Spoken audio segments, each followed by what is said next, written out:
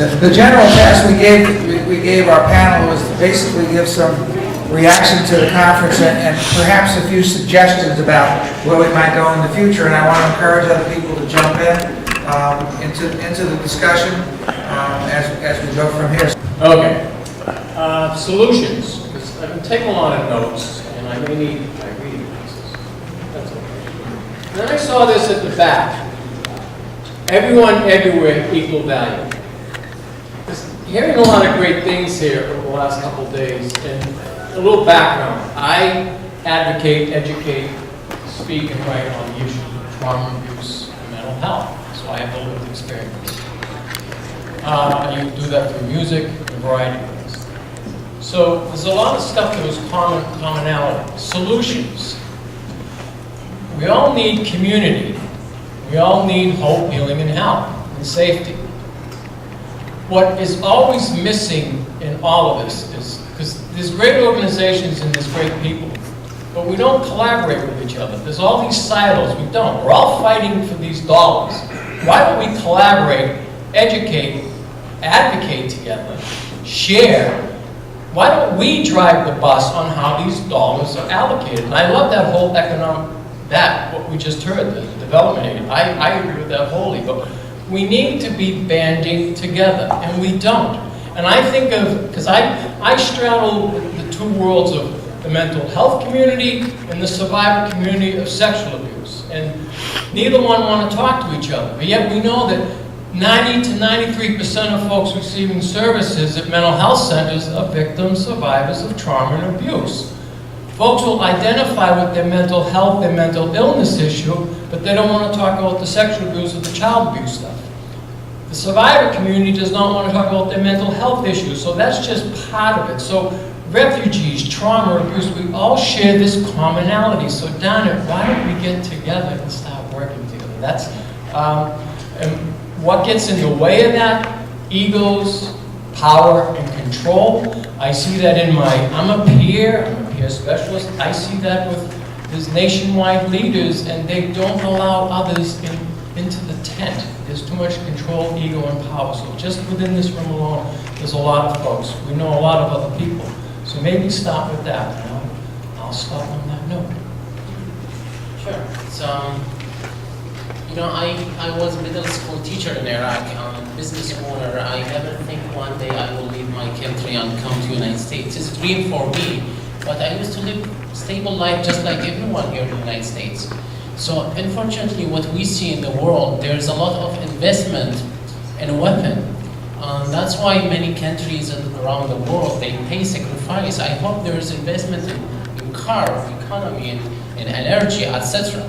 So we see there's a lot of movement in this, corruption, political corruption around the world, that many people around the world, they became refugees and they became tier of this war.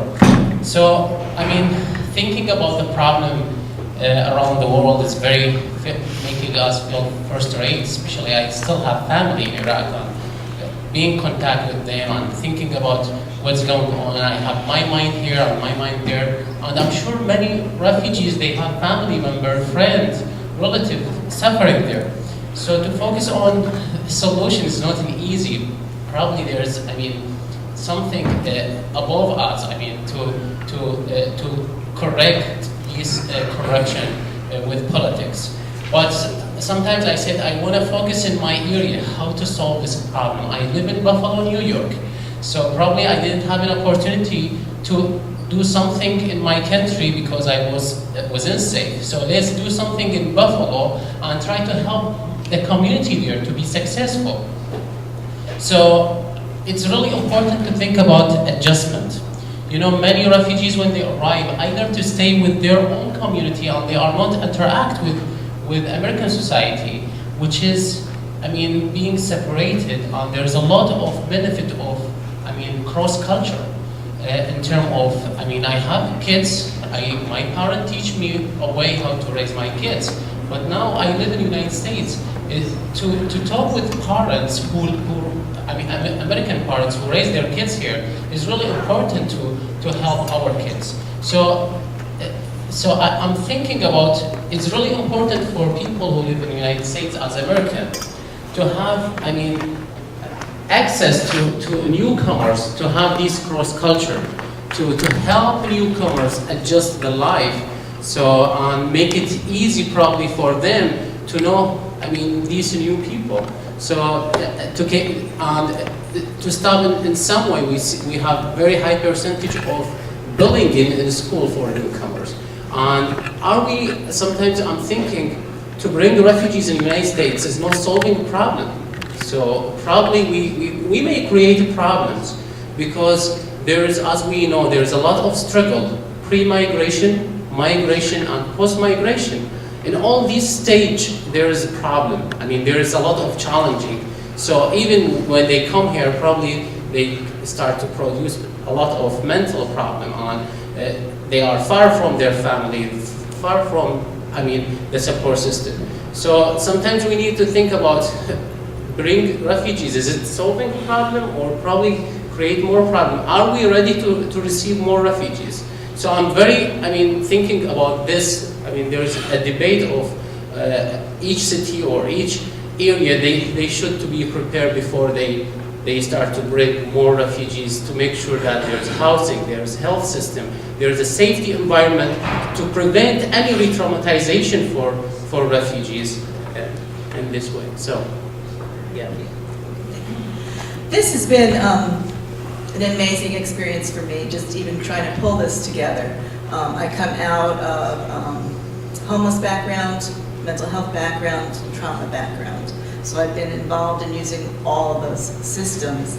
And then I've worked as an advocate and as a peer for years now within the mental health system with families and a lot around parenting. And what we find, especially around mental health, in our country, there's an incredible amount of stigma, as there is in other countries around the world. We heard that a lot in common, unfortunately. I've also found that, if you just have a mental health diagnosis, but if your skin is white and your family has a lot of money, you're in a very different place, which is just true here. I found out if you're here in this country and you have a mental health diagnosis and you're white and you go into crisis, you usually get brought to a crisis center. Even in my town, if that happens and you're African American or black, you go to the county jail. We have this incredible imbalance still in our system. But I think this is such an important, and also around parenting. So if you have a mental health diagnosis, but you're also a refugee or an immigrant, or you're deaf or you're disabled in some way, it puts you much more at risk of having your family torn apart. So the whole idea was to bring these communities together in this room, and it wasn't an easy thing to do because as I approached some peer organizations and to bring them into this room, one of the things we heard a lot was from mental health peers, well, that's not our issue. We don't work with refugees. And then sometimes approaching refugee organizations is, we don't do mental health. So this is really the first discussion that we know of in our country, trying to bring everyone to the same table, and also to bring in the international differences that go on. Because sometimes people here think, oh, we're the experts in how to work the system, how to help people with mental health problems. We are certainly not the experts in this country. I just, with you in Uganda, with the project I work on, one woman has postpartum depression, is gone. One of the jewelers has been in the hospital for a month, separated from her newborn child. And everybody's waiting for her to come home to that newborn child. Here, I worked on that issue in New York State for 7 years. And there were 2 times in those 7 years I was able to help a mother get out of a hospital with her infant after having a psychiatric incident or history. For your country, why would you take a child away from their mother? So we don't do everything right. We have a lot to learn from each other. And I really think that this should be the beginning, and we're hoping it's the beginning of this discussion, that we make some changes to improve things, because I feel we've got a long way to go. piece, again, on the commonality, just hearing in the last two days, there is trauma in every one of our communities. Just on that alone, why can't we collaborate? And just what Lorraine was saying, that the peers don't want to come to the refugee and vice versa. This goes on all the time. So if we can just come together on that common denominator, there is trauma amongst all of us. There is abuse. There is torture. Even though I'm white, I know torture. There's a lot of folks that aren't sitting here, so I haven't walked in your shoes, but I can empathize with you with the pain, so I want to support what you're doing, and as do others. As a community, and we're too reactive, we're not proactive. We need allies and journalists. We have someone that's running for president here in this country that, slamming Muslims, people from down south. We're always reacting.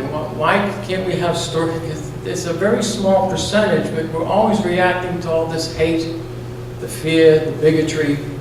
Why not start gathering journalists, politicians, community leaders, civic leaders, all these different things, churches, faith-based groups, to start working on this, to start being proactive instead of reactive. I want to thank you for making it possible for me to be here.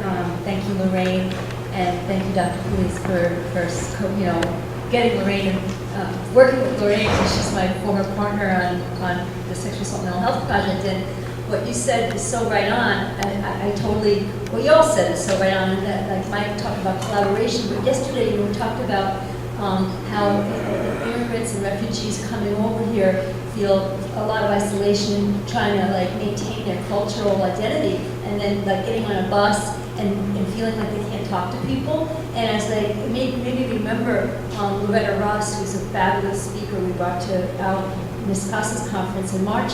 She was saying how sometimes she has to parse out when someone's being racist or when someone's just being mean, because our culture can be so mean. Our American white so-called white culture, I don't even think we have a culture as white folks. I think it's just something that's been forced upon people who were denied their own ancestral heritage. And I think that we were all, most of us, unless we were born here centuries ago, Native Indigenous peoples, we were all immigrants at some point. And we had that culture taken from us in the name of whiteness, in the name of owning class or owning property and being able to vote. Because it's a lot of political history we don't have time to discuss. But the whole point of my comment is that we could indeed learn so much from the refugee communities coming in terms of cultural humanity, sharing, acceptance, adaptability, flexibility. I mean, it's just like the amazing resilience that we see in the films and the faces of the people who have survived incredible brutality. And for us as privileged, Westerners, a lot of us don't recognize that privilege, or we just we're so uncomfortable and ashamed of it that we run from it instead of embracing the opportunity to learn. So I just took a flyer because I'm thinking, gosh, I don't know if I'll have time to volunteer, but I'd love the idea of even a few months of the year being able to volunteer and getting to know people from other countries. I only know 2 languages. I would have so much fun trying to learn how to communicate with someone for whom English is a second or 5th or 8th language. So I don't know, I just think you all have such great points, and I want to thank you for that. And I just wish that there were more people in the rooms in the future. I'm Liz Police. I'm Dr. Police's daughter. So thanks for having me as a guest. What I was thinking about most when I was spending time listening in the back of the room, I got nervous in this room, was that there are many community organizations that are looking for new members that we can use to support the refugee communities that you have to build community. So a good example of that is my husband and I are new members to the Lions Club. So there's a Lions Club and the Rotary Club and Kiwanis, which are big service organizations that are global. And those service organizations we were talking about it as, young members are aging out and they're losing their ability to create and continue community. And one of the reasons for that, following on your thought, is we're not adapting to the idea of who the community really is, that's local. So I encourage you to reach out to those organizations. I'm from Waltham, Massachusetts. That's where my husband and I live. And what I was thinking is Waltham in particular, and James has friends that live in Waltham, is a big, big community that is very, very diverse. And when I looked at my local Lions Club and said, well, first of all, I'm the first woman to ever belong. And second of all, everybody else in the room is white. That's not at all a look at the community that Waltham is. So I was thinking to myself, this is something I'm going to take back, and it's not an idea of, promotion of refugees necessarily. It's the idea of building community that's local. So if you have a Lions Club, a Kiwanis Club, a Rotary Club, one of those nearby that you do or don't belong to, I encourage you to bring your friends from the local community around and try to make that happen, because it's something that I'm going to look at. And the other piece that I thought was really important is as you continue to connect, you're all from all over the world, and the thing that we do best is we Facebook. And I noticed there isn't a Facebook group for this conference. So we're going to create one today, because I think a Facebook group is important, and continuing to talk every day about what's going on. That's what, I'm part of the business community, much to my father's dismay, that I'm not an educator, but as part of the community here, I encourage you to talk back and forth, because I'd love to hear what your ideas are, because I think that the other members of the communities would probably love to hear it, and it's just a matter of social media and spreading the message. And not spreading the message necessarily of pain, but of coming together. So that's what I'm looking for from this. So thank you for having me as a guest.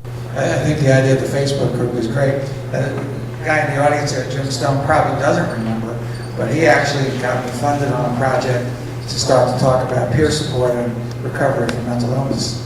So I think it's time for us to reach out to local government and to mental health organizations again and say this is an area that needs attention. And I know that when I see groups like the folks from Buffalo and Celia, who was here from New York City, and some of the other folks, there's a core group of us out there who are interested. I, like Lorraine, was amazed at the lack of, I hate to say it, lack of response we got to this, and where we really had to almost beg donors to put some money into it. It was like, oh, there's a problem there? A couple thoughts. We have a lot of challenges in trying to find the right people within the mental health system to be willing to take on these challenges. There's always sort of reasons why it can't be done. Usually it has something to do with funding. But I sometimes wonder if there isn't more, we're just coming up against personal bias, or maybe people who just don't really want to work that hard or innovative. I think it takes a certain amount of creativity and a lot of energy to change the way you do your work to meet the needs of people with language and cultural difference. But the other thing I want to say is that when I was in Amsterdam, you emailed me, and I was at a conference for an international organization called Families in Global Transition. And the reason I was at that conference is because they also were interested in talking about how their organization could be more involved with refugees around the world. And they're an organization of people who help global families, whether they're missionaries, expats, diplomats, people who move regularly. And so the whole idea of how do we support spouses in transition, displaced families, third culture kids, international communities. It was really interesting to me, and there was a lot of talk about loss and trauma in that group. Although they have economic means, because these are people moving for work purposes, there were a lot of interesting similarities to some of the things we're talking about here. It was a room full of advocates, writers, parents, kids who've grown up overseas, all really peers. So I just wanted to mention that in case somebody wants to kind of check in on what's going on with that community. There's one thing I did want to say is the idea of bringing people together was to look at some of this. And you're talking about, people don't want to handle the hard issue of refugees. I think some of it's what you mentioned a little bit earlier is it's not our problem. We reconnected one thing today on the New York State peer certification process, and your staff being basically told, even if they took all the courses, which they did, they don't qualify as peers, which makes no sense in any sense of the peer word and how this peer specialist system was set up. And we now have some advocates trying to change that and bring it. But part of it is, those are different people. It's stigma, it's discrimination, and it's being set and stuck in a place and not moving forward. I just wanted to thank you, Rich and your team, to you, to Erin, to Lorraine for the great work. It was really good for me to be here, and I'm going home with new information, and I'm very grateful for the things that the speaker shared and everybody else who spoke during these 2 days. And there were things that I was not aware of, and I really appreciate those. So thank you very much for your work and for bringing us here.